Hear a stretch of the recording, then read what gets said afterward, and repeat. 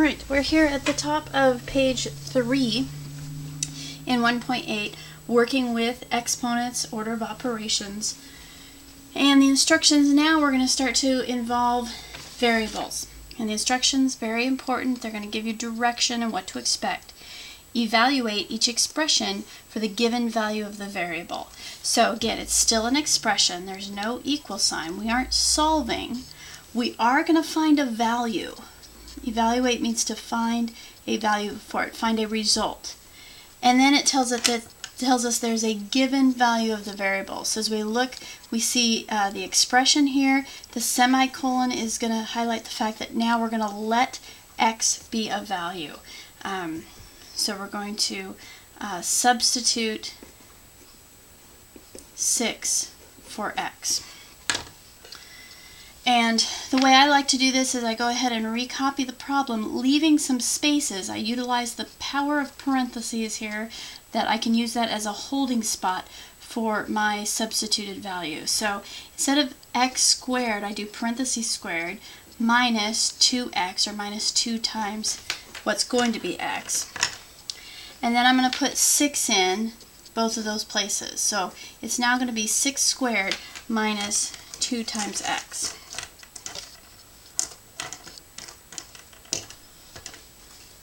Order of operations says I need to take care of parentheses or grouping symbols, but this time the parentheses are just used to kind of hold that spot. So it's just showing 6 squared, and this parentheses is being used to demonstrate multiplication. So there's nothing inside those parentheses I need to deal with. Now we can go to exponents. 6 squared is 6 times 6, so that's 36 minus the 2 times 6. And again, if negatives tend to be an issue for you, aren't really sure, think of it as I'm going to take away whatever this 2 minus 6 is, and then multiply the 2 times 6. Or you can think of it as adding a negative 2 times the 6. Either way, however you want to think about this, 36 minus whatever the answer to 2 times 6 is, or 36 plus negative 2 times 6. Okay? This top way would result in 36 minus 12. This bottom way gives you 36 plus a negative 12. Both of those are going to result in the same answer here. 36 minus 12 is going to be 24. 36 plus a negative 12, signs are different. You subtract, you get 24. The bigger number is positive, so the answer is a positive 24.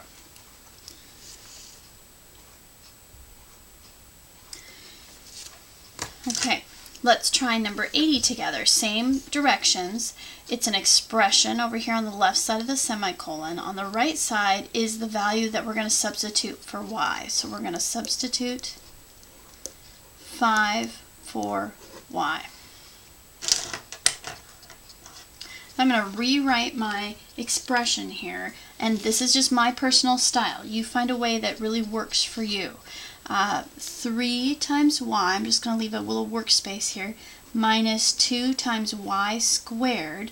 The whole thing, fraction bar here means division, also works as a grouping symbol.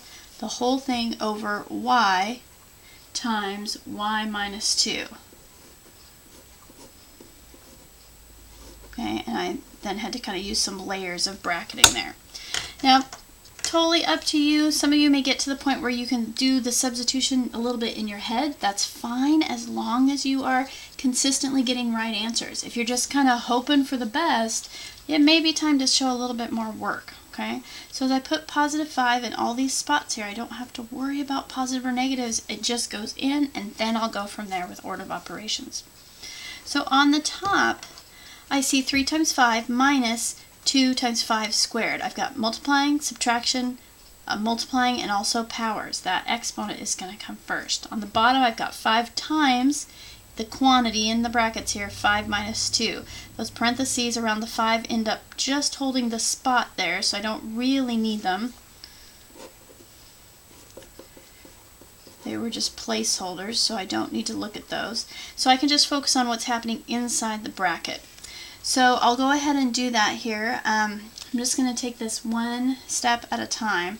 I've got 3 times 5 on the top minus 2 times 5 squared, and on the bottom I've got what's happening in parentheses here. Inside the grouping symbol, 5 minus 2 is going to be 3, so this becomes 5 times 3. So that's the only thing I changed, this first step. Okay, then I'm going to go ahead and take care of the exponents here. So I'm going to keep everything the same except 5 squared, 5 times 5. So now I'm going to get 3 times 5 minus 2 times whatever the 5 squared is over 5 times 3. And 5 squared is 25. By the way, for any of you that may have had that slight urge to cancel when you see 5s all over the place on the top and the bottom, be very, very careful. Canceling can only happen when you're all in the family. Okay? Only cancel top and bottom when it's all multiplication. Okay? You can only cancel factors, which is one of the vocab words we've been working on, is when you're multiplying things. That's the only time you can cancel. Okay, now I've got multiplication, subtraction, multiplication on the top, and multiplication on the bottom. So I'm going to go ahead and do those multiplications as I go left to right, realizing that I'm just subtracting here. You could also think of it as adding that negative and multiplying the negative by the 25. So however you want to think about it. 3 times 5 is 15. 2 times 25 is 50, but I'm still subtracting on the top here. Okay? All I did was the multiplication.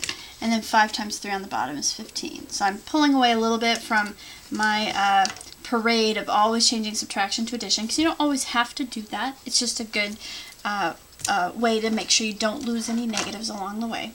So feel free anytime you want to use that. Now let's do the subtraction on the top. I've got 15 minus 50. If you aren't sure what that means, make this adding a negative here.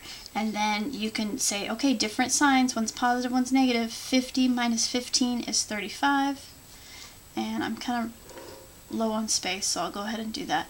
The bigger sign is negative, so it's a negative 35 over 15 there. That's the new part. And then finally I've got a negative over a positive. You can think of this as negative 35 is a negative 1 times 5 times 7. This would be using the algebra technique that we're going to need.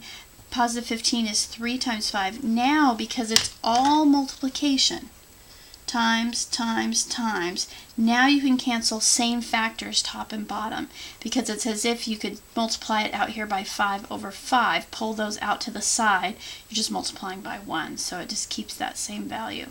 So these 5 cancel. When you cancel something, you're leaving a 1 in its place. So you've got negative 1 times 7 on the top. That's a negative 7. On the bottom, you've got 3 times 1, which is 3. So negative 7/3 is your answer on that.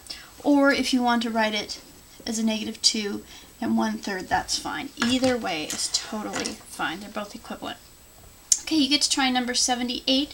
So pause it and see how you do. Okay, if you've tried 78, here comes the answer. If not, hit pause real quick. You should get positive 13 when you do 78. Positive 13. And we'll see you at the bottom of page 3.